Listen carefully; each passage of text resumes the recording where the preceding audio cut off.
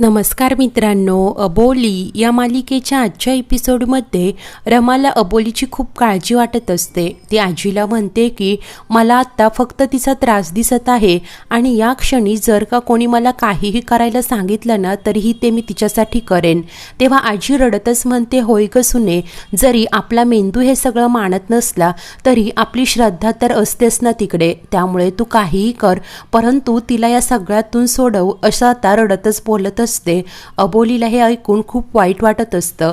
त्यानंतर दुसऱ्या दिवशी सकाळी अबोली जेव्हा नळावरनं कपडे धुवून घरी येत असते, अचानकपणे नीता गळ्यात लिंबांची माळ घालून तिच्या जवळ येते आणि तिच्या भोवती पिठाचं रिंगण करते. अबोली म्हणते की नीता ताई, हे सगळं काय आहे, काय चाललंय, थांबवा हे सगळं.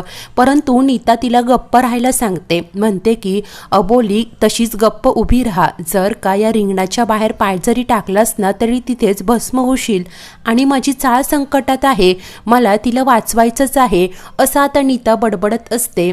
चाळीतील सर्वच लोक आपापसात कुजबूज करत नवल करत असतात. नीताचे मात्र एखाद्या सराईत मांत्रिकासारखे चाळे सुरू असतात. राघू ते पाहते आणि रमा व आजीला बाहेर बोलावते. रमा येऊन नीताला हा सगळा काय प्रकार आहे, का उगीच तिला त्रास देतेस, असं जाब विचारते. तेव्हा नीता म्हणते की आई अगं, हिला मेलेल्या माणसांचे फोन येतात ना, मी चोरून ऐकले तुमचं बोलणं, त्यामुळे माझी चाळ आता संकटात आहे. आई अगं, माझी चाळ संकटात आहे, भीतीने रात्री कोणीही बाहेर पडत नाहीये. आणि काय हो, हिच्यामुळे तुमच्या मुलांना होणारा त्रास तुम्हाला चालणार आहे का, असं आता ती सर्वांनाच विचारू लागते. तेव्हा ऋतुजा म्हणते की नाही, आत्तापर्यंत आम्ही काही बोललो नाही, कारण हे सगळं तुमच्या घरापर्यंत होतं, परंतु मुलांना बाहेर खेळता येत नाहीये, 10 वेळा विचार करावा लागतो. तर राणेबाई म्हणतात की होय, आत्तापर्यंत आम्ही खूप काही सहन केलं आणि सगळ्यांचा जीव धोक्यात घालण्यापेक्षा तुम्हीच ही चाळ सोडून जा किंवा अबोलीला तरी बाहेर काढा, असं बोलतात. तेव्हा अबोली धक्क्याने पाहू लागते. तर नीता म्हणते की राणेबाई बरोबरच बोलत आहे, मात्र आता नीताला हे सगळं बंद कर, असं वैतागत बोलते. तेव्हाच अंकुश बाहेर येतो आणि हा सगळा काय प्रकार आहे असं विचारू लागतो. तेव्हा नीता म्हणते की तुझ्या या बायकोला ना बाहेरची बाधा झाली आहे, या चाळीत तीच सगळ्यात वाईट आहे, याचे दुष्परिणाम सगळ्यांनाच भोगावे लागतील. काय हो, मी बरोबर बोलते की नाही, असं ती चाळीतील लोकांना विचारते. तेव्हा एक व्यक्ती म्हणतो की होय, नीताताई बरोबरच बोलत आहे, कदाचित या अबोलीला बाहेरची बाधा झालेली आहे. तेव्हा नीता म्हणते कदाचित नाही तर झालीच आहे. तेव्हा अंकुश चिडूनच म्हणतो, नीता तुझी ही नाटकं बंद कर आणि बाधा वगैरे असं काहीही नसतं. अबोली चांगली ठणठणीत आहे, तिला फक्त थोडा स्ट्रेस आहे, त्यावर ट्रीटमेंट सुरू आहे, एकदा की ती पूर्ण झाली अबोली चांगली बरी होईल, असं तो सर्वांना सांगतो. आणि अबोलीला म्हणतो, तू का अशी पुतळ्यासारखी उभी आहेस, जा जाऊन ते पाणी आतमध्ये ठेव. तेव्हा नीता म्हणते की तशीच थांब, जर का बाहेर आलीस ना तर जळून भस्म होशील.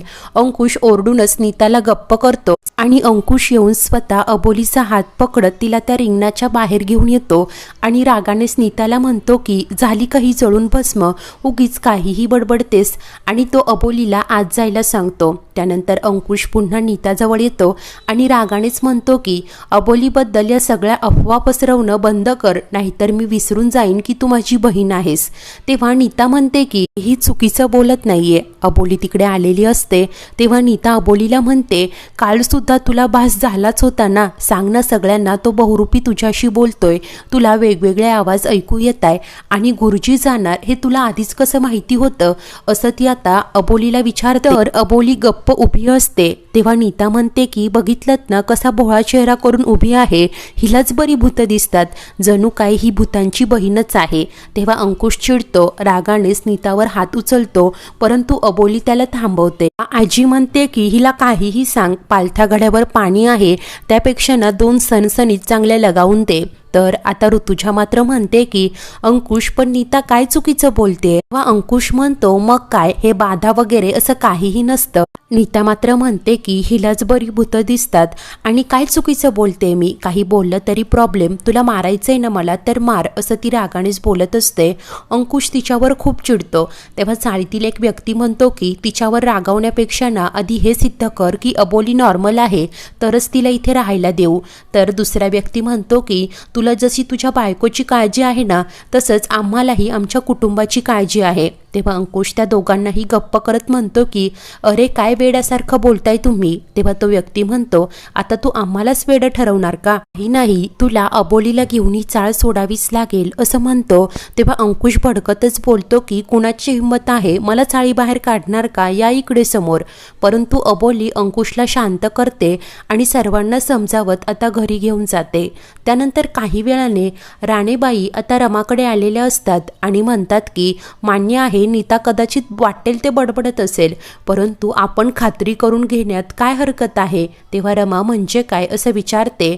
तर राणेबाई सांगतात की माझ्या ओळखीची एक बाई आहे ज्यांना यातलं समजतं, त्या अबोलीला यातून बरं करू शकतात, आपण प्रयत्न करण्यात काय हरकत आहे असं रमाला सर्व काही सांगतात. रमा देखील तयार होते, परंतु अंकुशला या गोष्टी पटत नाही म्हणून तो ऑफिसला गेल्यावर रमा आता तिकडे जाणार असते. तर इकडे घरात आता अंकुश आणि आजी अबोलीला शांत करत समजावत असतात. तेव्हाच रमा तिकडे येते आणि म्हणते की राणेबाईंच्या ओळखीच्या एक बाई आहेत, अबोलीला बरं करू शकतात. ते ऐकून अंकुश चिडतो, म्हणतो काय चाललंय हे सगळं, पुन्हा हा विषय नकोय, मी अबोलीला इथल्या चांगल्या डॉक्टरांकडे घेऊन जाईन आणि लवकरात लवकर बरं करीन. तेव्हा अबोली अंकुशला समजावते की सर आईंच्या समाधानासाठी हे सगळं करण्यास काय हरकत आहे, सगळ्यात आपला वेळ वाया जाणार आहे, बाकी काही होणार नाही. तेव्हा आजी आता पुन्हा अंकुशला समजावते की सून म्हणते तर प्रयत्न करायला काय हरकत आहे, जर यश नाही आलं तर तुला हवं ते तू कर. तेव्हा अंकुश वैतागत म्हणतो तुम्हाला जे करायचंय ते करा, परंतु या सगळ्या गोष्टींना आता माझ्यापर्यंत आणू नका असं बोलत चिडूनच तो आत निघून जातो. त्यानंतर काही वेळाने रमा, राघू आणि राणेबाई आता त्या ओळखीच्या बाईकडे आलेल्या असतात. त्या बाई आता डोळे पिटून ध्यान लावतात आणि त्यानंतर बोलतात की म्हणजे असं आहे सगळं तर, आणि जेव्हा हे घडतं तेव्हा काय बडबडते ती असा रमाला प्रश्न करतात. तेव्हा रमा म्हणते की तो आहे इथेच आहे, मला दिसतोय, माझ्याशी बोलतोय असं काहीतरी म्हणत असते. त्यावर त्या बाई म्हणतात की ठीक आहे, परंतु तुम्ही तुमच्या सुनेला इथपर्यंत घेऊन यायला हवं होतं, कारण ती व्यक्ती समोर असली तरच मला ते जाणवतं. या अशा आंधळ्या तर्कांवर मी विश्वास ठेवत नाही. आणि तुमच्याकडे अबोलीचा एखादा फोटो आहे का असं विचारतात. तेव्हा रमा आता त्यांना अबोलीचा फोटो दाखवते. फोटो पाहताच त्या बाई तर खुश होत म्हणतात की तुमची सून छान आहे दिसायला, सोज्वळ आहे, साधी आहे. त्या बाई आता दिव्यासमोर हात ठेवत म्हणतात की मार्ग दाखव, या अबोलीचं काय झालंय, पुढे काय होणार, सगळा मार्ग दाखव असं त्या बोलत असतात. आणि त्यानंतर रमाला म्हणतात की इतक्या गोड मुलीचा कोणी शत्रू असेल असं मला तरी काही वाटत नाही. आत्ता मला स्पष्ट संकेत मिळाले नाही, परंतु पुढच्या वेळेस तुम्ही तिला बरोबर घेऊन या. त्या जेव्हा रमाकडे अबोलीचा फोटो परत द्यायला जातात, तो फोटो त्या दिव्यावर खाली पडतो आणि पेट घेतो. ते पाहून रमा खूप घाबरते.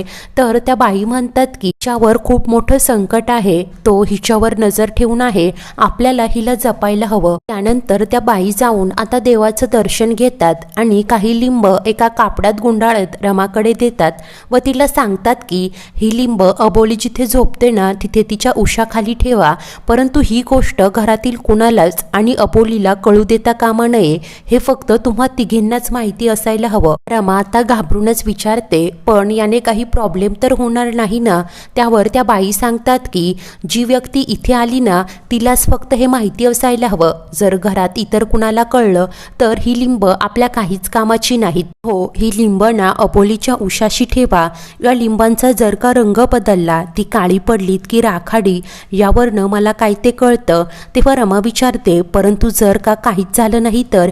तेव्हा त्या बाई सांगतात की मग काळजीचं काहीच कारण नाही. रमा आता इमोशनल होत म्हणते की जर का तुम्ही अबोलीला बरं केलं ना तर तुमचे उपकार मी आयुष्यभर विसरणार नाही.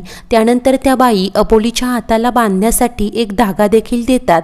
रमा आता कावरी बावरी होतच तो धागा हातात घेते. तर पुढील भागात रमा जेव्हा अबोलीच्या बेडखाली ती लिंब शोधत असते, ती लिंबच तिथून गायब असतात. तेव्हा रमा आणि राघूला टेन्शन येतं. तर अबोली आता नखं कापत असते. रमा म्हणते हे बघ संध्याकाळची नखं कापू नयेत. तेव्हा अबोली चिडूनच म्हणते हे बघा मला जे हवं ते मी करेन, तुम्ही कोण आहात तो मला सांगणाऱ्या. आता तिचं ते बदललेलं रंगरूप पाहून राजी आणि रमाला तर खूप टेन्शन येतं. अशाच नवीन भागांच्या अपडेटसाठी आपल्या चॅनलला नक्की सबस्क्राईब करा. धन्यवाद.